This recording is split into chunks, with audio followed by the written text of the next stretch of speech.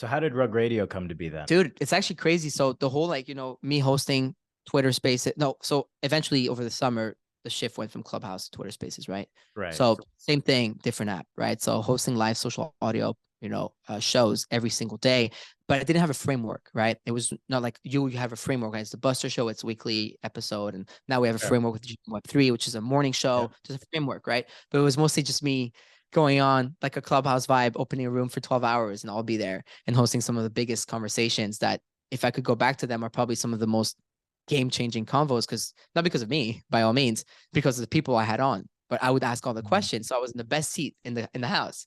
I get to ask questions to those legends and educate myself while educating everybody else. Right. It's the And so I best. remember like taking people hand on hand how to make their ENS, their Dart ETH, on a room with 2,000 live people. We taught every single person how to register. 6 months later, airdrop, everybody make 10 grand.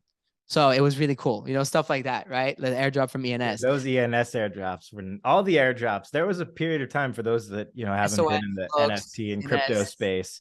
These companies would just give money back to the people that supported them when they launched their tokens and things like that. And Governance, not money. you know, yeah, it's pretty incredible.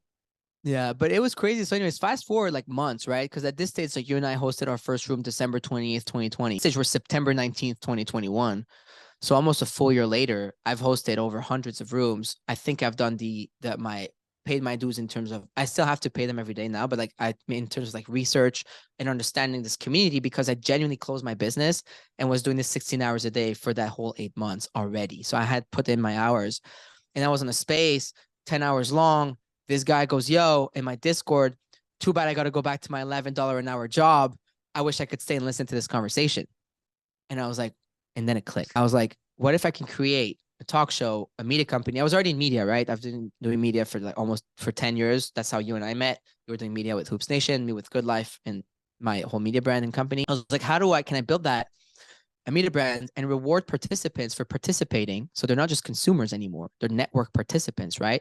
And then reward creators, people like Buster, myself, and everybody on the stage for creating content, all while the network gains value. And so that's when I was like, who wants to be head of tokenomics? And there was this lady, Mel, who built the tokenomics structure. And then we partnered with Syndicate DAO to put that out. And we tokenized it and formed it as a DAO. So the Rug Radio is actually the Rug DAO, right? Which governs over the entire thing, right?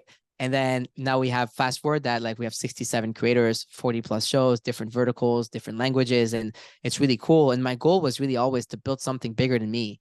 Like I was scared. And I know a lot of people find that funny when I tell them, because I'm only 28 and 27 at the time.